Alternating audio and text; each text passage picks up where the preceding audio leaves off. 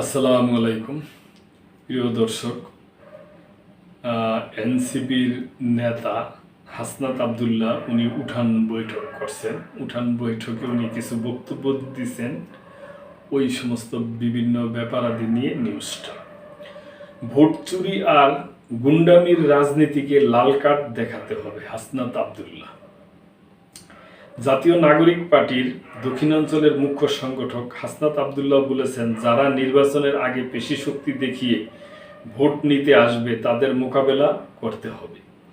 নেতারা রাতের আধারে ভোট কিনতে এলে বুঝতে হবে তার যোগ্যতার ঘাটতি রয়েছে। নির্বাচনের পরে সেই নেতাই রাস্তার বরাদ্দের টাকা খেয়ে ফেলবে। নেতা একদিন ভোট কিনবে আর 5 বছর আপনাদের গোলাম বানিয়ে রাখবে।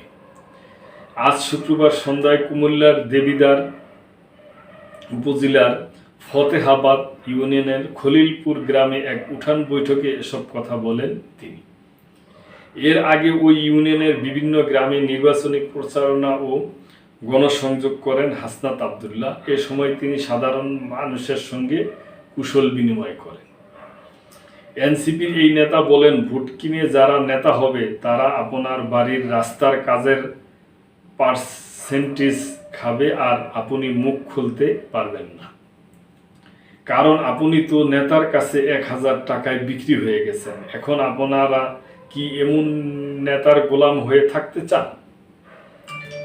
যদি না চান তাহলে এবার ভোট চুরি ও গুন্ডামির রাজনীতিকে লাল কার্ড দেখাতে হবে।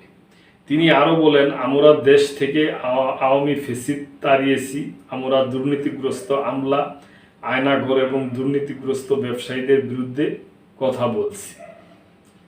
আমরা ছোট একটি রাজনৈতিক দল হয়ে অন্যায়ের বিপক্ষে কথা বলা থেকে বিরত হইনি, প্রতিবাদ করেছি এবং করব। যদি মনে করেন আমরা কোনোভাবে যোগ্য ও সৎ, তাহলে আমাদের সমর্থন দিবেন, না হলে দেওয়ার প্রয়োজন নেই। যাকে যোগ্য মনে হবে তাকেই সমর্থন দিবেন।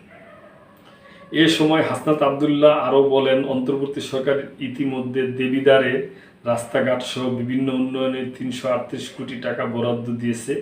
কয়েকদিনের মধ্যেই দেবিদ্বারের রাস্তাঘাটের কাজ শুরু হবে। তবে এ বরাদ্দ দেবিদ্বারের জন্য যথেষ্ট নয়।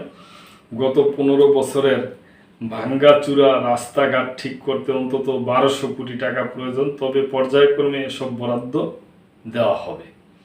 আমি থাকি বা না থাকি, দেবিদ্বারের জন্য এই 338 কোটি টাকা বরাদ্দ এসেছে, এটিকে সঠিকভাবে কাজে লাগাতে হবে। এবার সময় এসেছে গত 15 বছরের মানুষের ভোটের আকাঙ্ক্ষা পূরণের।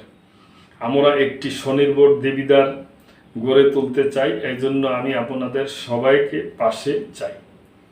গণসংযোগ ও উঠান বৈঠকে অংশ নেন দেবিদ্বার উপজেলার এনসিপির ভারপ্রাপ্ত সমন্বয়কারী মোহাম্মদ জাহাঙ্গীর আলম, জাতীয় যুব শক্তির কেন্দ্রীয় সংগঠক নাজমুল হাসান, বাংলাদেশ গণতান্ত্রিক ছাত্র সংসদের সদস্য রাসেল আহমেদ সহ বিভিন্ন পর্যায়ের নেতৃবৃন্দ।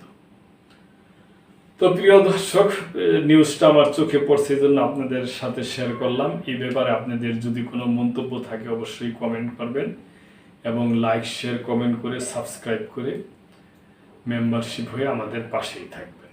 আল্লাহ হাফেজ।